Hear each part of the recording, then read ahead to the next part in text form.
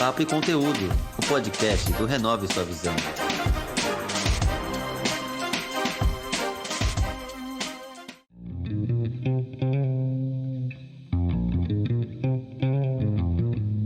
Eu me chamo Marcos Menezes e esse é o podcast Papo e Conteúdo, que tem como objetivo inspirar pessoas com histórias e exemplos, mostrando que com trabalho e paciência é possível alcançar seus objetivos.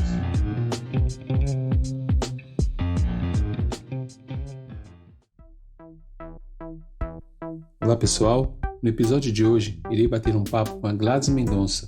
Ela é proprietária de 3 franquias, com 2 unidades de cada, e literalmente ela assumiu todas elas sem nenhum conhecimento como empreender. Gladys, muito obrigado pela sua disposição de estar aqui e vamos começar esse bate-papo. Para iniciar, conta um pouco sobre você e como você assumiu todas essas franquias. Oi gente, prazer estar aqui com vocês, pelo convite do Marcos, para poder compartilhar um pouquinho da minha história aqui no Papo e Conteúdo. Então, bom, ele me perguntou, sobre como eu comecei a empreender.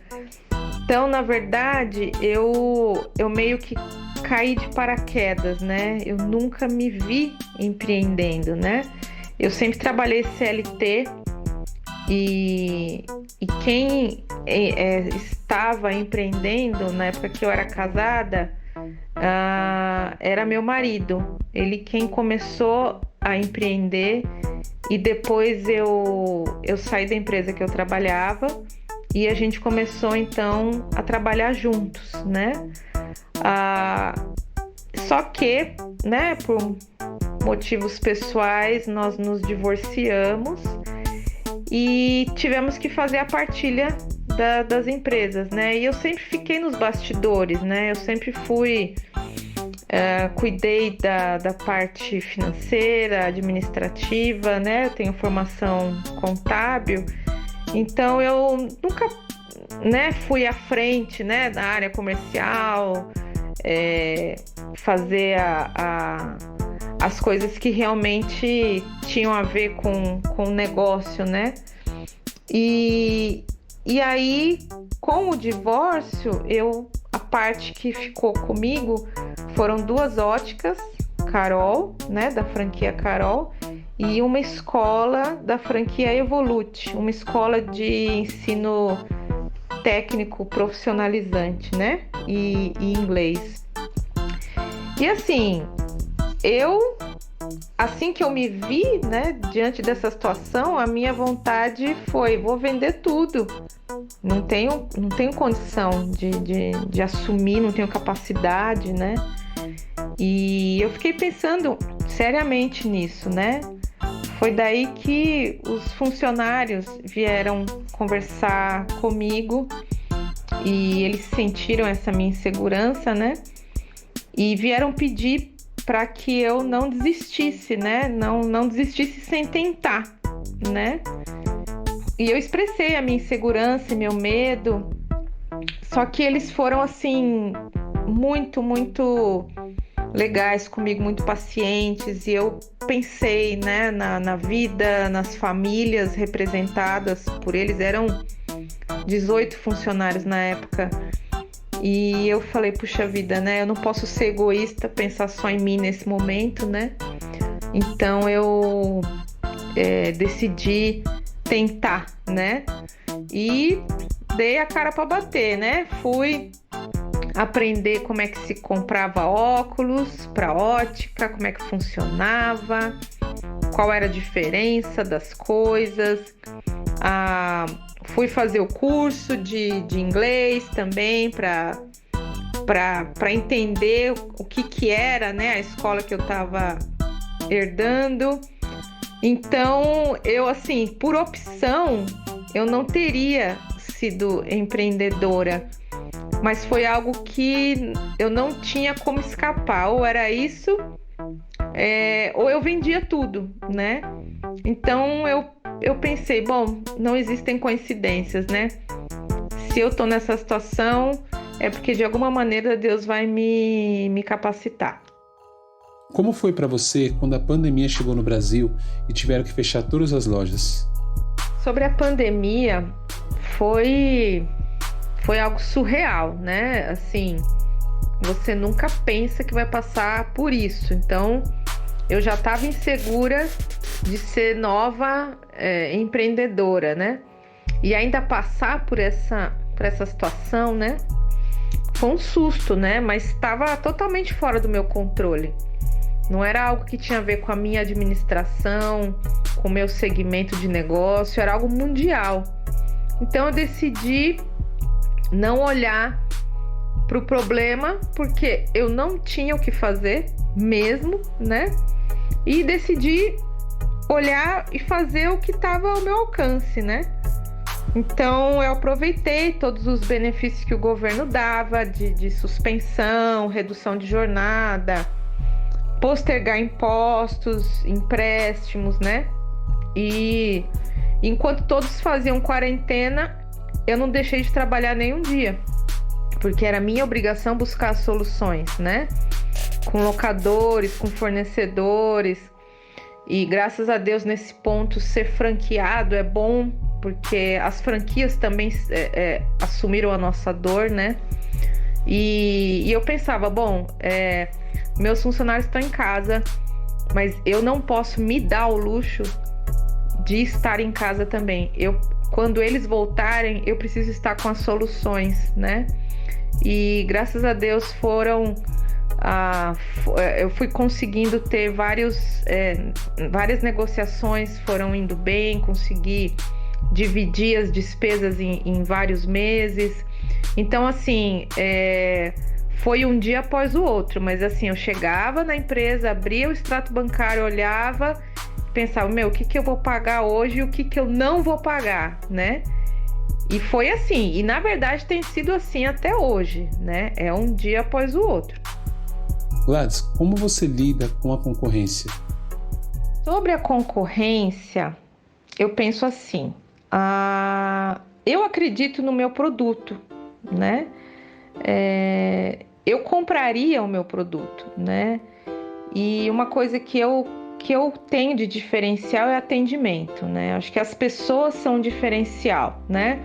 Então, você ter um excelente atendimento, aí, por exemplo, o que eu falo, né, nas lojas e na escola, eu falo, gente, eu posso não saber sobre o produto, né, não saber a especificidade de cada coisa, mas eu sei servir café. Aí eu sirvo café, aí eu sou simpática, então eu falo para eles, olha, essa parte eu sei, né? E eu faço questão de estar na linha de frente com o cliente, né?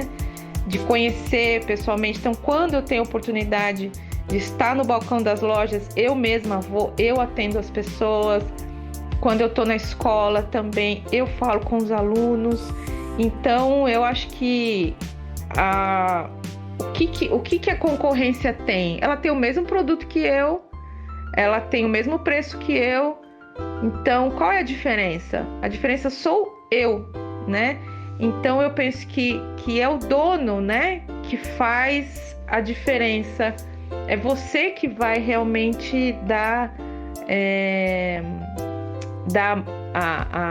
o status, né, para o seu negócio, né?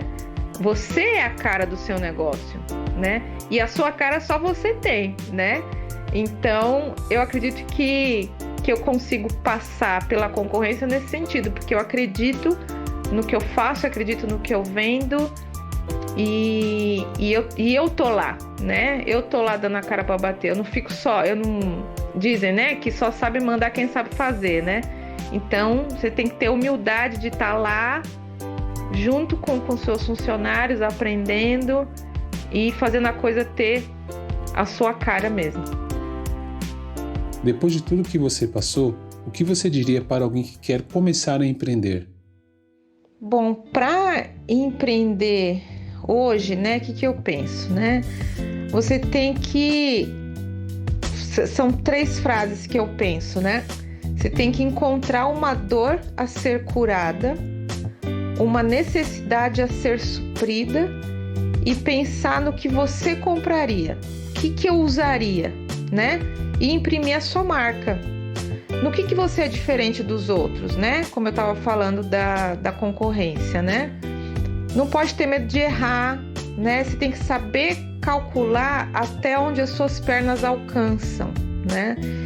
Outra coisa, acho que você nunca deve fazer dívida para começar, porque senão você já começa sabendo que vai demorar o dobro do tempo para recuperar o investimento, né? E não ter pressa para ter esse retorno, não misturar vida pessoal, né? Então, um conselho que eu dou é para você tem que se dar um salário, né? Então, você vai fazer as contas do seu negócio, você pensa num valor, eu preciso tirar R$2.000 no mês. E você tem que viver com esse R$2.000, entendeu?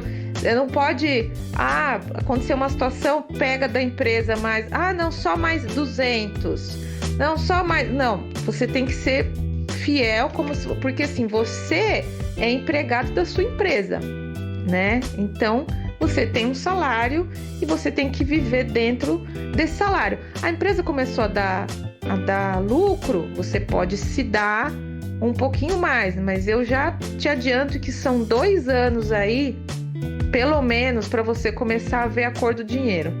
Então, para você empreender, você tem que ter paciência, né? E ser muito regrado, muito disciplinado, senão você vai acabar misturando as coisas. Eu quero de antemão agradecer sua participação e que você, por favor, deixe uma mensagem final para todos que estão nos ouvindo. Se eu pudesse, né, falar, né, você falou de uma mensagem final, tem uma frase que eu gosto muito de um cara que chama Jean Cousteau. Ele fala assim: não sabendo que era impossível, foi lá e fez. Então, assim, empreender no Brasil é mais difícil que em qualquer outro país. A nossa carga tributária é absurda, mas faz parte do jogo, né? Eu acho que ninguém acreditava que eu conseguiria, né? Nem eu mesma, na verdade. Mas eu encontrei um sócio perfeito, né? Que acredita em mim e enxerga além das minhas limitações, né? E aí eu também comecei a acreditar, né? E esse sócio perfeito é Deus, né, gente? Não conseguiria sem ele, né? E hoje, depois de 1 ano que eu assumi as empresas, elas dobraram, né? De 2 óticas para 4 e de uma escola para 2, né? Então, aí eu me pergunto como, né? Como que você conseguiu isso em plena pandemia, vamos dizer, né? E eu respondo que é deixando Deus ir na frente, né? E nunca olhando o copo meio vazio, né? Sempre pensando no copo meio cheio e olhando com bons olhos, né? Não sendo pessimista, não sendo olhando as coisas com olhos negativos, né? Mas acreditando, né? Acreditando. Mas eu digo que realmente a fé foi algo que foi todo diferencial para mim, né? Se não fosse Deus, realmente eu não teria conseguido. Um dia eu posso contar a história completa para vocês, porque agora foi rapidinho. Mas assim, se você conhecer a minha história do começo ao fim, você não vai ter dúvida da mão de Deus, né, na minha vida. Obrigada, Marcos, pelo convite. Foi ótimo poder compartilhar aqui um pouquinho da minha história e eu tô à disposição, gente. Quem quiser conversar pessoalmente comigo, falar pro Marcos até deixar meu contato aí. E tamo junto. Beijão. Gladys, agradeço novamente sua participação. De fato, sua história foi muito inspiradora. Sucesso para você. Pessoal, até o próximo episódio. Esse foi mais um episódio do Papo e Conteúdo, o podcast do Renove Sua Visão.